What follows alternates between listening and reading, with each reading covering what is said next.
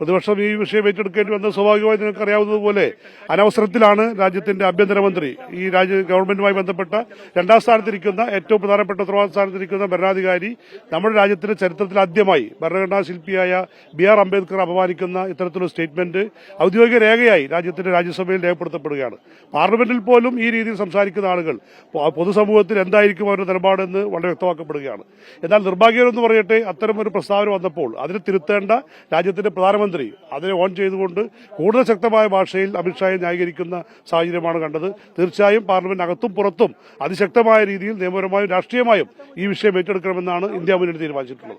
ഇന്നലെ ഈ പ്രതിഷേധവുമായി ബന്ധപ്പെട്ട് രാഹുൽ ഗാന്ധിക്കെതിരെ കേസെടുക്കലടക്കം നടപടിയുണ്ടായിരുന്നു. സമാനമായിട്ടുള്ള പരാതി കോൺഗ്രസിൽ നിന്നും മറ്റ് ഇന്ത്യ മുന്നണിയിൽ നിന്നുള്ള എംപിമാരൊക്കെ മുന്നോട്ട് വെച്ചു. പക്ഷേ ആ പരാതിയിൽ വേണ്ട ഒരു നടപടി കാണാനും കഴിഞ്ഞിട്ടുണ്ട്. തീർച്ചയായും ജനശ്രദ്ധ തിരിച്ചുവിടുന്നതിന് വേണ്ടിയാണ് അത്തരമൊരു വിഷയം ഇന്നലെ ഉയർത്തിക്കൊണ്ടുവന്നത്. ആ സംഭവം നടക്കുന്ന സമയത്ത് ആ രണ്ട് എംപിമാർ വീണ് കിടക്കുന്നു എന്ന് പറയുന്ന സ്ഥലത്ത് അതിന്റെ വിഷ്വൽസ് നോക്കി എല്ലാവർക്കും അറിയാം. CCTV ക്യാമറയുണ്ട്, എല്ലാ മാധ്യമങ്ങളും നോക്കി നിൽക്കുകയാണ്. രാഹുൽ ഗാന്ധിയുടെ സമീപ പ്രദേശത്ത് പോലും ഇല്ല എന്നുള്ളതാണ് വസ്തുത. അതിനുശേഷം BJP നേതാക്കന്മാരാണ്, എംപിമാരാണ് രാഹുൽ ഗാന്ധിയെ ക്ഷണിച്ച് ആ സംഭവ സ്ഥലത്തേക്ക് കൊണ്ടുപോകുന്നത്. അവിടെ ചെന്ന് അദ്ദേഹത്തെ അപമാനിക്കുന്നതിന് വേണ്ടിയാണ് BJP എംപിമാർ തയ്യാറായത്. BJPയുടെ പ്രധാനപ്പെട്ട നിഷികാന്ത് ദുബെ ഉൾപ്പെടെയുള്ള ആളുകൾ പാർലമെന്റ് അകത്ത് പെരുമാറുന്നതും പുറത്തു പെരുമാറുന്നതും സമാനമായ രീതിയിലാണ്. ആ പെരുമാറ്റം കൊണ്ടാണ് യഥാർത്ഥത്തിൽ ഈ വിഷയത്തിൽ നിന്ന് ജനശ്രദ്ധ തിരിച്ചുവിടാമെന്ന് BJP കരുതുന്നതെങ്കിൽ ഒരിക്കലും അതിന് സാധ്യമാകുന്ന ഒരു സാഹചര്യം ഉണ്ടാവുകയില്ല.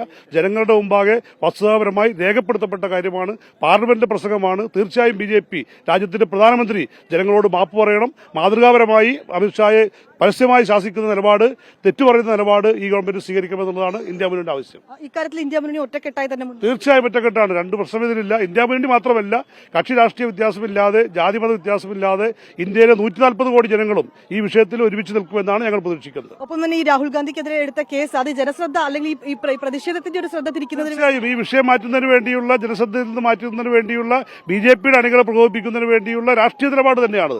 കൃത്യമായ രാഷ്ട്രീയ നിലപാടാണ് BJP സ്വീകരിച്ചിട്ടുള്ളത്. ഗവൺമെന്റ് നിലപാട് എന്താണ് എന്നുള്ളത് വളരെ വ്യക്തമായി കഴിഞ്ഞിട്ടുണ്ട്. രേഖയിൽ ആ വസ്തുതാപരമായി കിടക്കുകയാണ്. ആ രേഖ തിരുത്തുകയല്ലാതെ, ആ പ്രസ്താവന തിരുത്തുകയല്ലാതെ BJP ഗവൺമെന്റ് മറ്റൊരു മാർഗവുമില്ല.